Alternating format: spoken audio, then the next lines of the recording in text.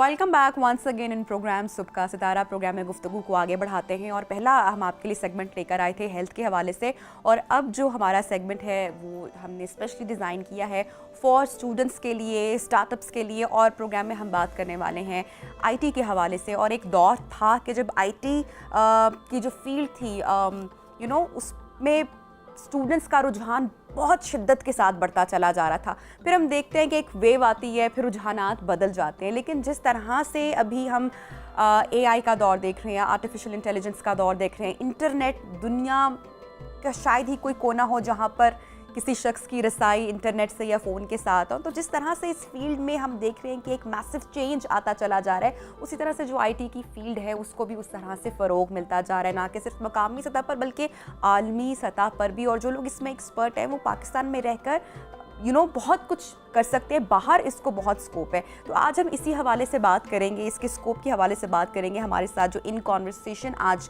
मेहमान हैं, जनाब मैं उनका तारुफ करवाते चलूँ। काशिफ इफ्तिखार साहब हैं, chairman brains group of IT colleges, और इसके साथ साथ जनाब आईटी की फील्ड में जो है इनका बड़ा नाम है और पाकिस्तान में इनकी बड़ी कॉन्ट्रीब्यूशन है इस हवाले से। तो इनसे हम आज जानेंगे कि आईटी का जो स्कोप है इन पाकिस्तान वो किस तरह से। अस्सलाम वालेकुम and welcome to the show Kashif साहब।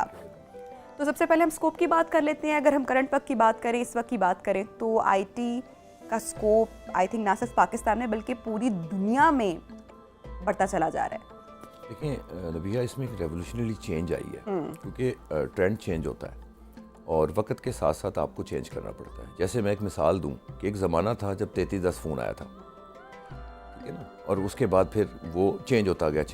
आज वो हिस्ट्री बन चुका है। तो हमने कभी हिस्ट्री नहीं बनना, हमने वक्त के साथ लग के चलना। जो वक्त की टेक्नोलॉजी है उसको जब आप एक्सेप्ट करते हैं पहले, फिर आप उसको अडॉप्ट करते हैं, आप कामयाबी की तरफ जाते हैं। सही। तो अब इस वक्त चूँकि आईटी है पूरी दुनिया में, इस वक्त उसके बगैर आप चल नहीं सकते। हमारा निज़ाम आप देखें कि वो भी पहले कागजी होता था, सारा काम पेपर वर्क होता था। गवर्नमेंट में भी, तो गवर्नमेंट ने भी सारे पोर्टल्स बना दिए हैं।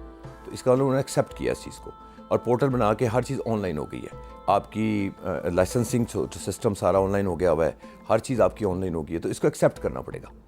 तो ये एक्चुअली हमारे मुल्क में जो ऑनलाइन अर्निंग स्पेशली इसका तस्वर जो है वो बहुत ज़्यादा थोड़ा मैच्योर हुआ है आफ्टर कोरोना।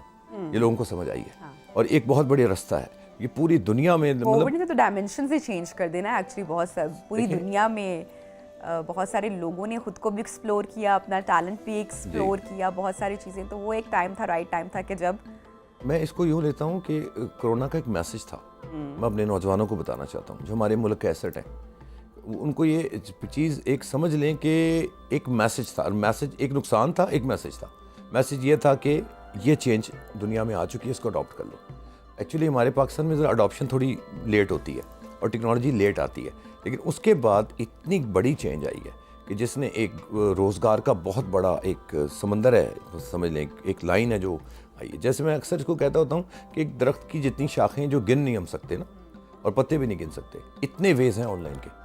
तो ऑनलाइन एक बहुत बड़ी दुनिया है जिसको आपको समझना पड़ेगा। और कैसी ये अनफॉर्चुनेट बात है काशिफ साहब, हम जो है वो इंटरनेट की बात कर रहे हैं, या दुनिया में जो जिद्दत आई है इंटरनेट की वजह से हम उसकी बात कर रहे हैं, टेक्नोलॉजी की हम बात कर रहे हैं। और पाकिस्तान में आपका जो व्हाट्सएप है, आप घर से अगर बाहर निकल जाएं तो आपको इस्तेमाल करने के लिए वीपीएन चाहिए होता है। इस पर आप क्या फिर कहेंगे? तो हम कैसे फिर मैच करेंगे दुनिया का? हम तो फिर जो है वो तीसरी दुनिया के लोग बन के रह जाएंगे।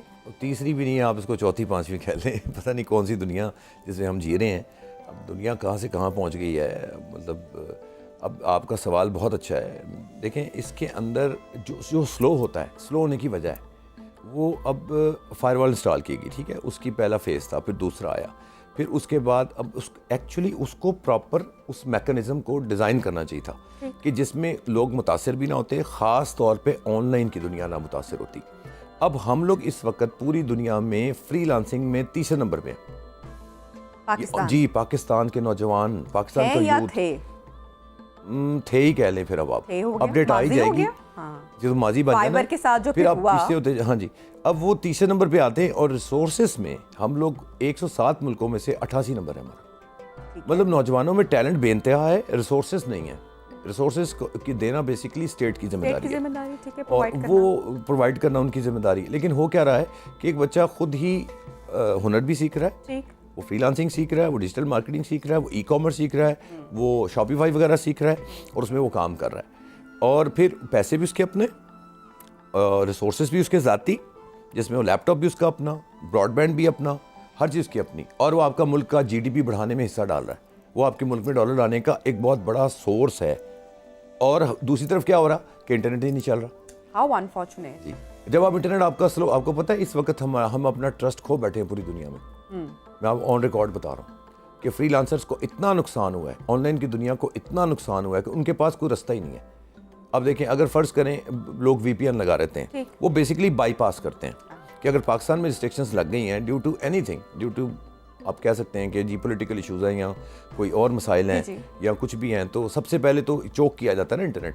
जबकि ये एक आपका राइट है कि आप नहीं कर सकते, आपको नहीं करना चाहिए, ठीक है। लेकिन उससे हम ये नहीं देखते कि हमारे मुल्क का खुद का नुकसान, हमारे नौजवानों का नुकसान, और उसके साथ साथ फिर और कितने बड़े हमें नुकसान है जो हम बियर कर रहे हैं, और हम इंटरनेट को स्लो कर देते हैं, उसको चोक कर देते हैं, और फिर वो कितने दिन, मुतअद्दिद दिन रहता है। अब वो देखिए, अगर फ़र्ज़ करें मुल्क में एक दिन हड़ताल रहती है, एक दिन पूरा मुल्क पहिया जाम हड़ताल पे आ जाता है, तो आप सोचें कितना नुकसान होता है मुल्क को। तो एक तरफ हम कहते हैं कि जी हमने $25 बिलियन का हदफ लिया है, हमने टारगेट पूरा करना है, वो टारगेट किसी तरीके से ही पूरा होगा ना, वो इस तरह तो नहीं होगा कि अब हम अपने नौजवानों को, क्या हमारी स्टेट उनको जो नौकरी दे रही है कि जॉब दे रही है। हमारे फाइनेंस मिनिस्टर ने जब बजट पेश किया, उन्होंने ऑन किया ये बात और ऑन रिकॉर्ड बैठ के कहा कि हमारे नौजवानों को जॉब की क्या ज़रूरत है। ठीक है। फिर साथ ही उनसे जब सवाल किया, उन्होंने कहा वो तो फ्रीलांसिंग कर रहे हैं। अच्छा। तो देखा जाए तो ये तो स्टेट की जिम्मेदारी थी, वो अपनी मदद आपके तहत चल रहे हैं और आपके मुल्क में हिस्सा डाल रहे हैं उसको जीडीपी उठाने और बढ़ाने का, बल्कि इनफैक्ट उल्टा के कोई सपोर्ट हो, उनको चैलेंजेस का सामना करना पड़ रहा है। पेपर्स में नबिया, पेपर्स में प्लस माइनस नहीं ना होना चाहिए, प्रैक्टिकली होना चाहिए, तो उसका हल नहीं है। वीपीएन तो चलो बच्चों ने लगा लिया। अब जो बच्चे आईटी में अपनी डिग्रीज कर रहे हैं या पढ़ रहे हैं, तो हमारे जो तालीमी इदारे हैं, मैं उनके हवाले से मैं बात करना चाहती हूँ। Recently I met an engineer and he was in Germany, I think yes, वो जर्मनी से आए और वो बताया कि वो वहाँ पे settled and he is doing a very good job और सारा। तो उन्होंने अपना फर्स्ट एक्सपीरियंस मेरे साथ शेयर किया कि जब वो वहाँ पे गए और सारा पहले स्टडी किया वहाँ पे, सारा दोबारा से जो होता है कि हमारी डिग्री को तो उस तरह से किया ही नहीं जाता, आपको और वहाँ पे पढ़ना पड़ता है और सारा। तो कहते हैं कि मैंने अपने आप को, क्योंकि वहाँ पे दुनिया के लोग आए हुए हैं, दुनिया के मुख्तलिफ हिस्सों से, और कहते हैं कि मुझे कुछ नहीं आता था। जी बिल्कुल सही कह रही हैं। आई वाज सो शॉक्ड कि हम कहते हैं यहाँ पे हम डॉक्टर बन जाएं, यहाँ पे डॉक्टर्स को भी बाहर जाकर जो है वो पढ़ना पड़ता है, अपना वो टेस्ट देना पड़ता है, उसके बाद आप प्रैक्टिस करते हो। तो उन्होंने कहा कि मैं इतना स्लो था, एक कहते सिंपल सी इक्वेशन थी, अब मैं उसकी स्टूडेंट नहीं हूँ मैथ्स की या उन चीज़ों की मैं अंडरस्टैंड नहीं करती। तो उन्होंने कहा कि वो मैं आपको बता नहीं सकता कि कितनी सिंपल इक्वेशन थी, बट आई टुक 5 मिनट्स, जो कि आपको शायद 40 या 50 सेकेंड्स में आप सॉल्व कर सकते थे। कहा कि हम इतने पीछे, तो मुझे थोड़ा सा ये दुख लगा कि हम कितनी मेहनत करते हैं ना अपने बच्चों के लिए, कमाते हैं, चाहते हैं कि वो अच्छे स्कूल में जाएं, अच्छा पढ़ें, बट एट दी एंड जब वो दुनिया में जाते हैं, बाहर जाते हैं, तो वो हम तो कहीं पर स्टैंड ही नहीं कर रहे होते, हमें और फिर से मेहनत करना पड़ती है। सो आप इस पे क्या कहेंगे, ऐड ऑन करेंगे? देखिए, मैं इसमें ऐड ऑन ये करता हूँ, सबसे इम्पोर्टेंट बात बताता हूँ कि हमारे जो हैं मेडिकल स्टूडेंट्स, एलीट एजुकेशन, सबसे मुश्किल दाखिला, महंगी पढ़ाई, ऐसे ही है जी। ये आप उसकी एक मिसाल ले लेते हैं। आप उसको जाते हैं सेकंड थर्ड ईयर में, बच्चा जो ही जाता है उसको ये पढ़नी पड़ती है मुताला पाकिस्तान जी, और ग़ालिबन इस्लामियात भी। अब आप ये सोचें कि वो डॉक्टर बनने आया है, उसको मुताला पाकिस्तान से क्या है। मैं इस चीज़ के ख़िलाफ़ नहीं हूँ, मैं इस्लामियात पढ़ाने के या पढ़ने के ख़िलाफ़ नहीं हूँ, उर्दू के नहीं, ये नहीं कहना चाह रहा, मैं इसको पॉजिटिव ले रहा हूँ कि अब वो ये चीज़ें पढ़ चुका। अब अगर फ़र्ज़ करें हमारा सिलेबस, मैं तनकीद कर रहा हूँ सिलेबस के अपडेट होने का, चाहे वो एक डॉक्टर है, चाहे वो इंजीनियर है, चाहे वो एक सॉफ्टवेयर इंजीनियर है। अब कन्वेंशनल स्टडीज़ एक तरफ और स्किल्स एक तरफ, स्किल्स का रुझान ज़्यादा बेहतर है, ठीक है जी। हमारी पिछली गवर्नमेंट के जो एजुकेशन मिनिस्टर थे, उन्होंने भी एक फोरम में बैठ के ये ऑन रिकॉर्ड कहा हुआ है कि यूनिवर्सिटियों में दाखिला नहीं मिलता, ना लो, स्किल्स की तरफ जाओ। करेक्ट। आप एतराफ़ पे एतराफ़ करी जा रहे हैं, लेकिन हमें ये नहीं होश आ रही कि हम अपने सिलेबस को अपडेट करें। हम ऑब्सोलीट हैं, इसलिए हमें बाहर जाकर वो हमें एक्सेप्ट नहीं करते। वो कहते हैं पहले हमारा एग्जामिनेशन दो, हमारी पढ़ाई करो, हमारे लेवल के मुताबिक लाओ। It is not a matter of 16 years of education, it is matter of a elite education, up to date education, up to date syllabus. चूँकि स्किल्स इंटरनेशनली जुड़ी होती हैं, तो जो बाहर चीज़ आती है वो फ़ौरन आ जाती है आपके मुल्क में। और जो प्राइवेट इंस्टीट्यूशंस होते हैं वो ज़रा ज़्यादा फास्ट होते हैं, इसलिए उनके रिजल्ट्स भी बहुत अच्छे होते हैं कि वो उसको जैसे ही चेंजेस आती हैं वो अडॉप्ट कर लेते हैं। हमारे चूँकि बाकी निज़ाम में, गवर्नमेंट के निज़ाम में सिलेबस अपडेशन का एक निज़ाम है, वो एक बहुत स्लो है, जिसकी वजह से हमारा स्टूडेंट और हम लोग बाहर की दुनिया में बहुत ज़्यादा पिटते हैं। ये नहीं होना चाहिए। ये आपने बिल्कुल ठीक रेटिंग की और बहुत अहम आपने सवाल उठाया। ये बड़ी दुख की बात भी है उसके साथ। अफसोस, क्योंकि देखें इसलिए एक रुझान चेंज हो रहा है कि लोग 3-4 माह 6 माह 1 साल लगाकर जो स्किल्स ले लेते हैं, वो चूंकि इंटरनेशनल मार्केट को टच कर रही होती है, वो माइक्रोसॉफ्ट की ज़रूरत को पूरा कर रही होती है, वो इंटरनेशनल स्टैंडर्ड्स को पूरा कर रही होती है, उनके मुताबिक चल रही होती है, तो वो फिर सवाल नहीं करते। देखिए ना, अब एक चीज़ मैं आपको बताऊं, मेरे तजर्बे में मैं 33 साल दिए हैं मैंने एजुकेशन को, मैं सबसे पुराना बंदा हूँ आईटी की फील्ड में। मैं आपको एक आसान से लफ्ज़ों में ऑडियंस को एक बात समझा दूंगा, और आपके चैनल के तवज्जुह से मैं ये बात कहना चाहता हूँ ऑन एयर, ताकि इससे किसी का फ़ायदा हो। वो ये कि जब हम इंटरव्यू करता हूँ या मैं कभी करता हूँ इंटरव्यू, तो मैं बच्चों को, जो यूनिवर्सिटीज़ के स्टूडेंट्स आते हैं, अब यकीन करें चौथे से 5वां सवाल करें तो बच्चे कहते हैं पढ़ा हुआ है। अच्छा, पढ़ा हुआ है, इट मीन्स पढ़े होने में और आने में फ़र्क है। करेक्ट। क्योंकि स्किल्स सीखी जाती हैं, उसको पढ़ा नहीं जाता, उसका मिजाज और है, ठीक है ना। तो अगर ये मिजाज आप अपनी यूनिवर्सिटीज़ में ऐड ऑन कर लें कि सिलेबस में हम उनको सिखाएं पढ़ाने के साथ, तो फिर ये जवाब नहीं आएगा। बिलीव मी, क्रिएटिव काम हमारे यहाँ कम है। अब वो बच्चा जब निकल के सवाल इंटरव्यू दे रहा है, वो कहता है ना पढ़ा हुआ है, तो अब अगर किसी सॉफ्टवेयर हाउस में वो किया और वो कह रहा है पढ़ा हुआ है, तो पढ़े होने से क्या होना है? वो सॉफ्टवेयर चाहता है तजर्बा। फिर क्या होता है कि उनको इंटर्नशिप के लिए बेचारों को सिफारिशें और धक्के खाने पड़ते हैं।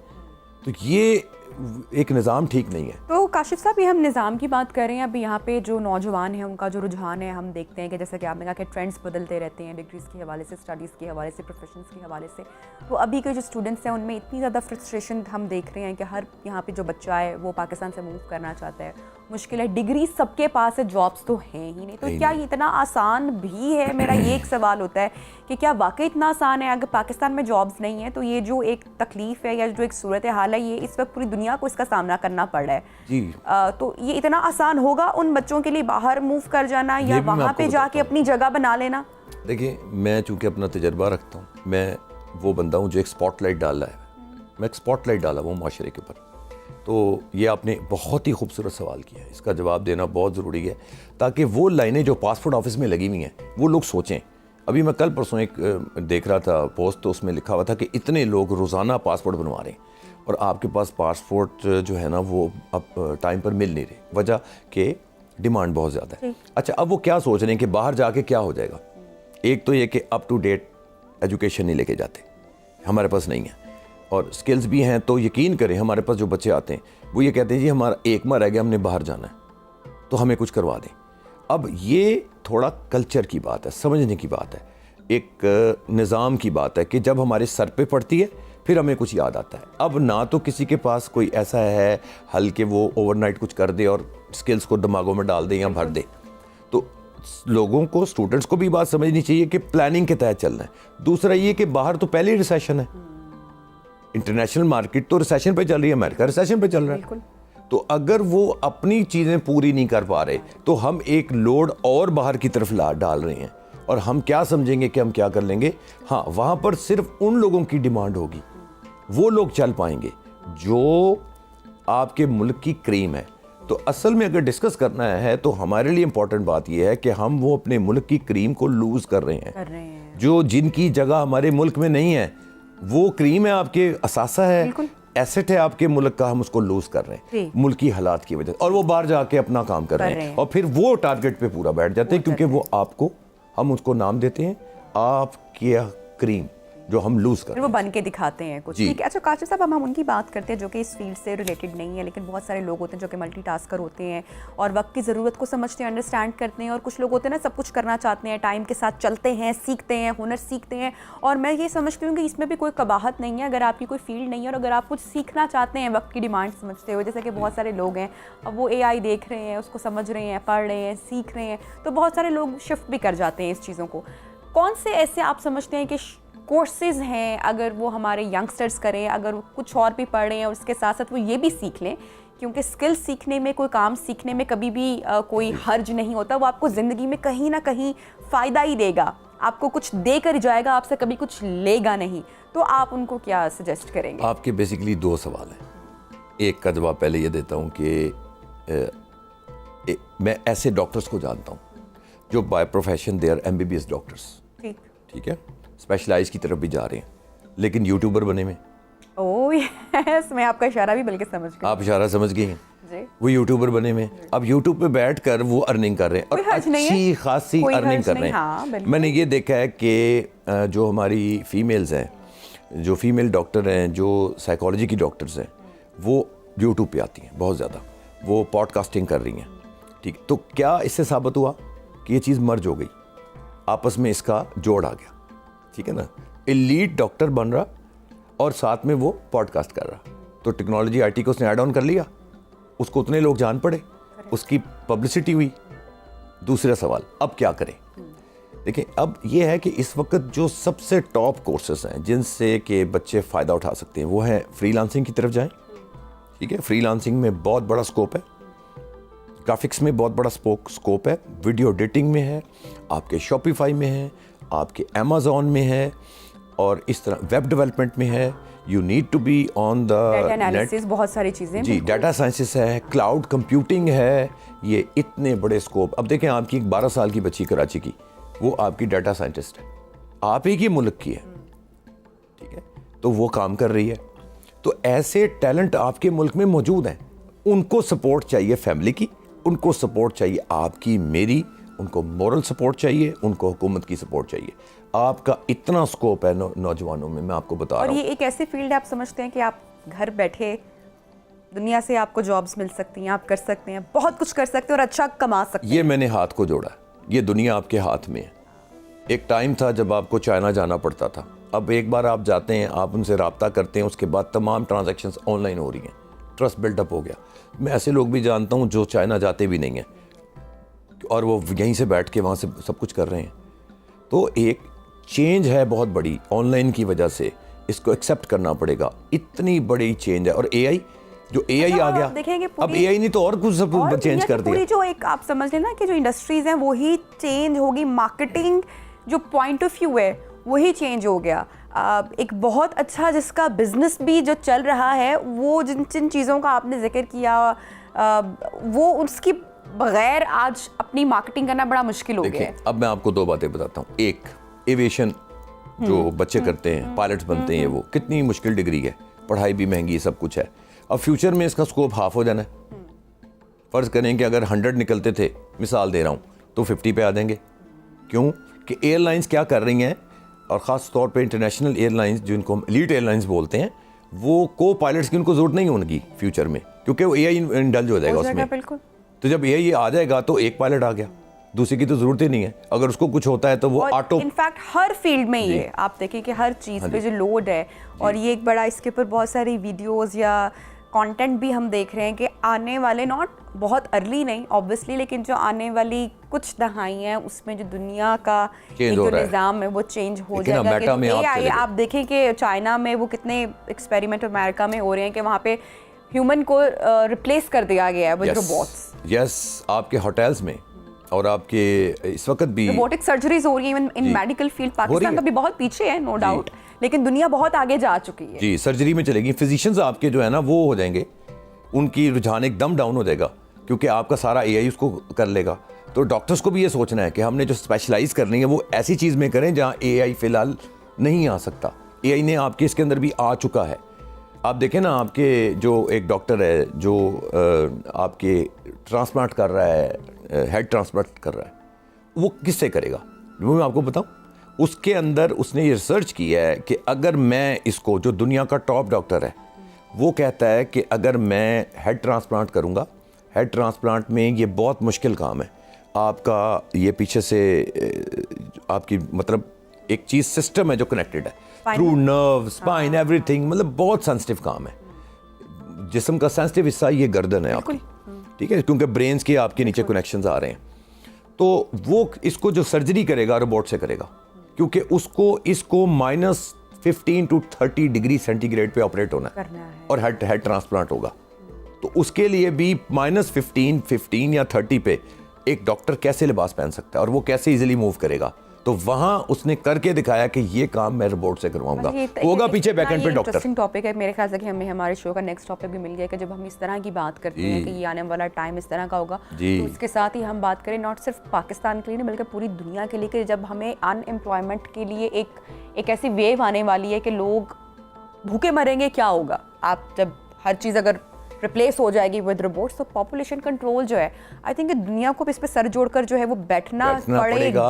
अगर आप नहीं बैठेंगे, अगर कोई मुल्क इस पर, जैसे पाकिस्तान जैसी कंट्री, अगर वो पॉपुलेशन कंट्रोल के ऊपर बात नहीं करेगी, जैसे कि इन यूरोप आज से कई साल पहले हुआ, और इन चाइना की भी आप देखें पॉपुलेशन कितनी ज़्यादा है, तो वहाँ पर ये उन्होंने बड़ा सीरियसली वहाँ की स्टेट ने काम किया कि हमें इसको जो है वो कंट्रोल करना है। और इन जर्मनी आई थिंक बड़ा वहाँ पे कामयाब ये चीज़ वहाँ पे रही भी और वहाँ के लोगों ने भी। लेकिन पाकिस्तान जैसी कंट्री या उस तरह के जो डेवलपिंग कंट्रीज़ हैं, अगर वो इस पर कुछ नहीं करेंगे तो आप तो पहले ही रो रहे हैं और पहले ही मतलब कि हम IMF के कर्जे के नीचे हैं, तो फिर आने वाले वक्त में क्या होगा। पहले तो आपका 90,000 से 1 लाख एक बच्चा जो अभी पैदा हुआ है उस वो मकरूज है। अब तो 2.5-3 पे पहुंच गया, इससे भी ज़्यादा। अब सोचें कि हम कितना पीछे हैं। ये तो एक आपको और प्रोग्राम करना पड़ेगा, क्योंकि ये बहुत अहम चीज़ है जो मैं डिस्कस करना चाहता हूँ, लेकिन ज़ाहिर टाइम की किल्लत है। वेरी हॉरिबल, बहुत ये खौफनाक है। आपके डॉक्टर्स देख लीजिएगा, ये मैं आपको जो हेड ट्रांसप्लांट है इसके ऊपर बताऊंगा कि IT कैसे इन्वॉल्व है, और टोटल IT इन्वॉल्व है, उसके बगैर हो नहीं सकता। इंशाल्लाह एक और हम सेगमेंट इसके लिए डिजाइन जरूर करेंगे, आपको दावत जरूर देंगे, इसके ऊपर बात जरूर करेंगे। बहुत शुक्रिया, आपने वक्त निकाला हमारे प्रोग्राम के लिए। ब्रेक लेते हैं नाज़रीन, और ब्रेक के बाद आपको दोबारा ज्वाइन करेंगे। Stay with us.